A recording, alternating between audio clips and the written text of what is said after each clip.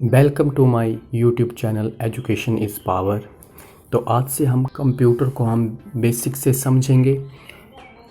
तो चैनल को सब्सक्राइब कर लेना और बेल आइकन प्रेस कर लेना। तो चलिए शुरू करते हैं। सबसे पहले शुरुआत करेंगे हम हिस्ट्री ऑफ कंप्यूटर से। तो व्हाट इज़ कंप्यूटर? कंप्यूटर क्या है? An electronic device which is capable of receiving information in a particular form. तो ये एक इलेक्ट्रॉनिक डिवाइस होता है और ये कैपेबल होता है इंफॉर्मेशन को रिसीव करने के लिए पर्टिकुलर तरीक़ों से, अलग अलग तरीक़ों से वो इंफॉर्मेशन ले सकता है, माउस के ज़रिए, कीबोर्ड के ज़रिए या अन्य किसी इनपुट डिवाइस के ज़रिए। And performing a sequence of operation in accordance with a pre determined. Perform करता है ऑपरेशन को एक सीक्वेंस में, वो उसमें पहले से ही निर्धारित किया होता है सॉफ्टवेयर प्रोग्राम के ज़रिए से। Variable set of procedural instruction to produce a result in the form of information और सिग्नल्स। और जो हम इसको इनपुट देंगे और वो उस इनपुट को प्रोसेस करेगा, हमें रिज़ल्ट मिलता है इंफॉर्मेशन की फॉर्म में या सिग्नल्स की फॉर्म में। वो कंप्यूटर पर डिपेंड करता है कि वो किस तरह का कंप्यूटर है। जैसे कि हमारा जो सिंपल सा जो कंप्यूटर सिस्टम होता है, उसमें जो हमें रिज़ल्ट दिखता है वो स्क्रीन पर हमें इंफॉर्मेशन, यूज़फुल इंफॉर्मेशन के ज़रिए रिज़ल्ट दिखता है। लेकिन सिग्नल्स की फॉर्म में, जिस तरह से कंप्यूटर जैसे कि हॉस्पिटल में होते हैं, जिस तरह से वो हार्ट बीट को, जैसे वो साइन वेव चलती है, तो वो वैसे कंप्यूटर, अलग अलग टाइप के कंप्यूटर होते हैं और वो अलग अलग तरीके से आउटपुट को जनरेट करते हैं। तो नेक्स्ट है what are characteristics of computer. तो कंप्यूटर की करेक्टरिस्टिक्स क्या क्या हैं? तो सबसे पहले है speed. As you know computer can work very fast. तो सभी जानते हैं कि कंप्यूटर जो होते हैं वो काफ़ी तेज़ी से काम करते हैं।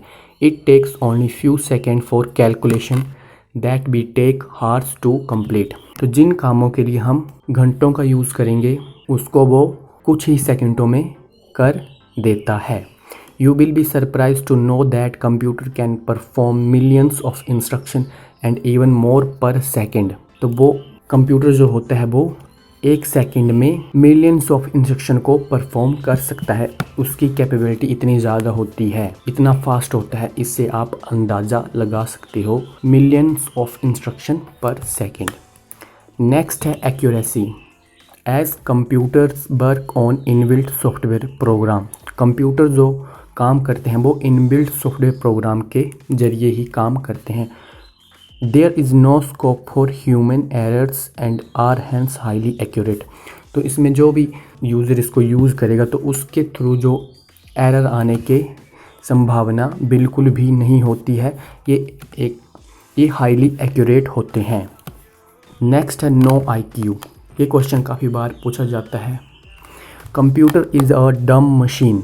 तो कंप्यूटर क्या एक तरह की डम मशीन होती है। And it can not do any work without instruction from the user. और वो कोई भी काम बिना किसी इंस्ट्रक्शन के नहीं करते हैं। जब तक यूज़र इसको इनपुट नहीं देगा तब तक वो कुछ भी नहीं करेगा। It performs the instruction at tremendous speed and with accuracy.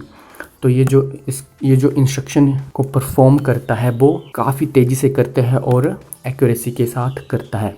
It is you to decide what you want to do and in what sequence. तो ये आप ही डिसाइड करेंगे कि आप कंप्यूटर से क्या करवाना चाहते हैं, किस सीक्वेंस में करवाना चाहते हैं, वो आप पे डिपेंड करता है। So a computer can not takes its own decision as you can. तो जिस तरह से आप अपने डिसीजन खुद ले सकते हैं, कंप्यूटर वैसा नहीं कर सकता है।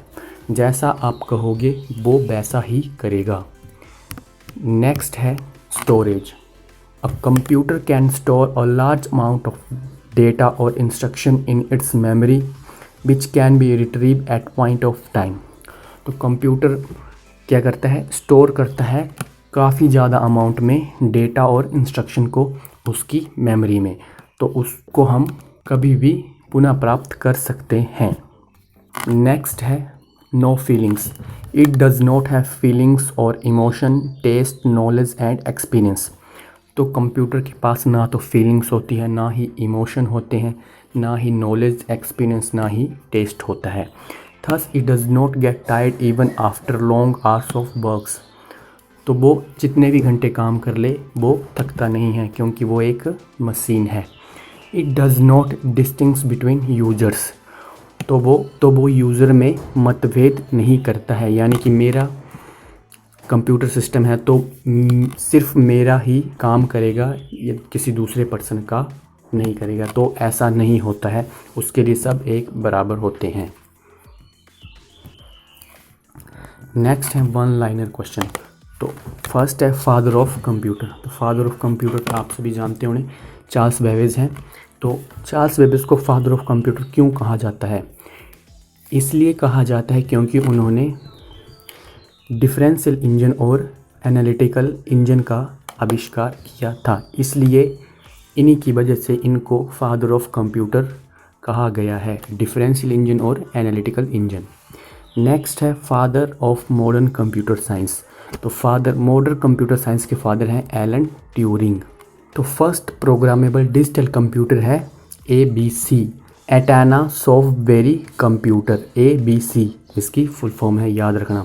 First electronic digital computer. तो फर्स्ट जो पहला डिजिटल कंप्यूटर है इलेक्ट्रॉनिक, वो है ENIAC। और ENIAC स्टैंड करता है electronic numeric integrator and calculator को। तो यहाँ पर कैलकुलेटर की जगह कंप्यूटर भी आपको देखने को मिलेगा, तो आपने कंफ्यूज नहीं होना है, क्योंकि कंप्यूटर एक कैलकुलेटिंग डिवाइस ही है, इसलिए आप यहाँ पर कंफ्यूज मत होना कंप्यूटर और कैलकुलेटर में।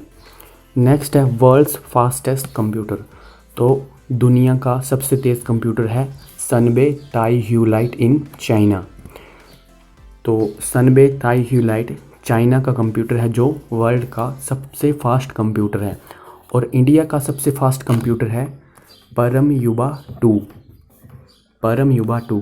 और परम युवा 2 को किसने बनाया है? परम युवा 2 को बनाया है CDAC ने। CDAC की फुल फॉर्म होती है centre for development of advance computing.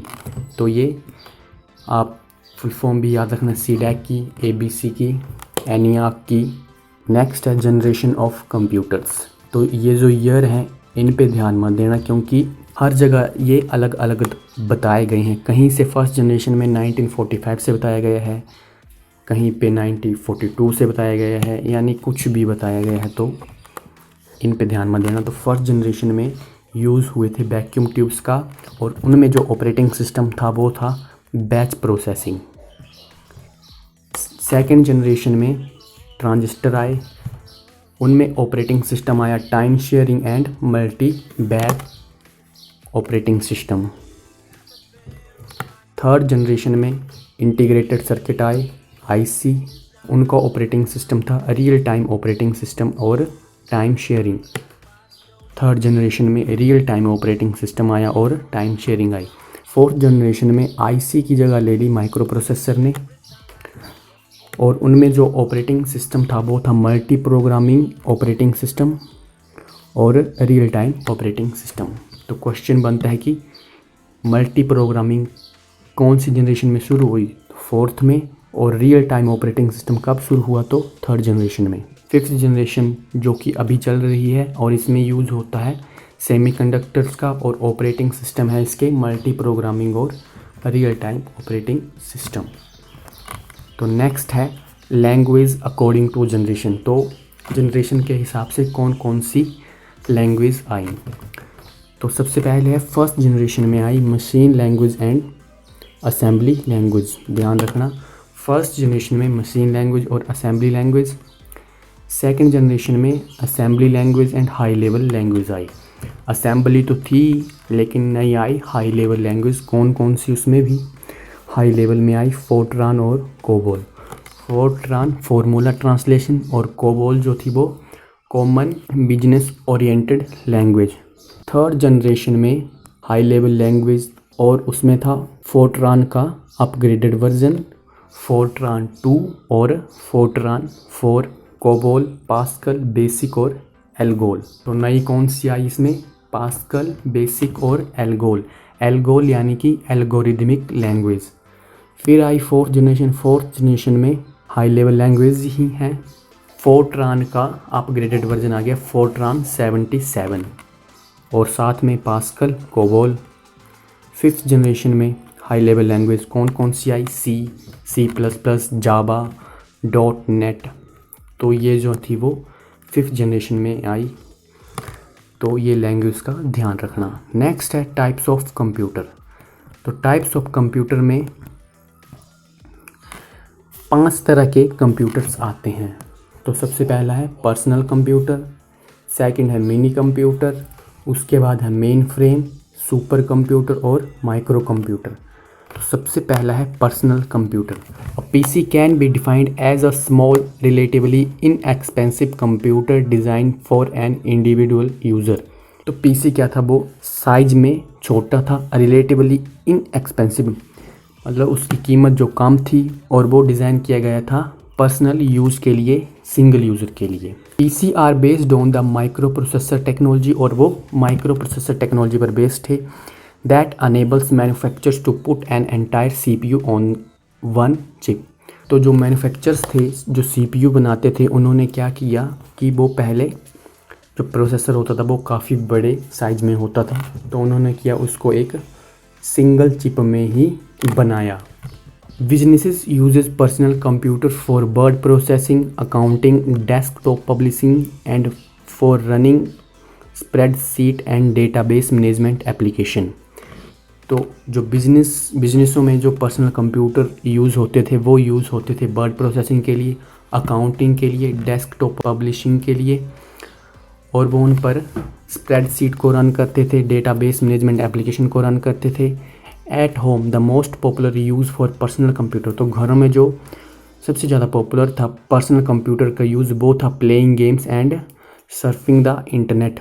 तो गेम्स खेलना और इंटरनेट को चलाना मोस्ट पॉपुलर था पीसीज में घर के लिए। नेक्स्ट है mini computer. It is a mid size multi processing system. तो मिनी कंप्यूटर जैसे जो मध्य आकार के मल्टी प्रोसेसिंग सिस्टम थे, capable of supporting up to 250 user simultaneously. तो उनमें जो कैपेबिलिटी थी वो 250 यूज़र उसको साइमल्टेनियसली यूज़ कर सकते थे। These were design for specific task. इनको किसी स्पेसिफिक टास्क के लिए डिज़ाइन किया गया था, but have now lost popularity due to the advent of PCs. तो जैसे ही पीसी आए तो उनकी पॉपुलैरिटी क्या हो गई? ख़त्म हो गई। तो जो पॉपुलर मिनी कंप्यूटर थे वो थे K202, Texas instrument TI-990, SDS-92 और IBM मिड रेंज कंप्यूटर्स। तो ये पॉपुलर मिनी कंप्यूटर थे। नेक्स्ट है main frame. Main frames is very large in size. तो मेन फ्रेम काफ़ी बड़े थे साइज़ में।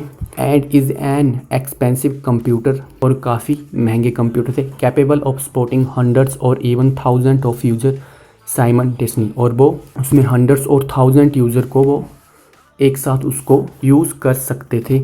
Main frame execute many programs and supports many simultaneously execution of programme.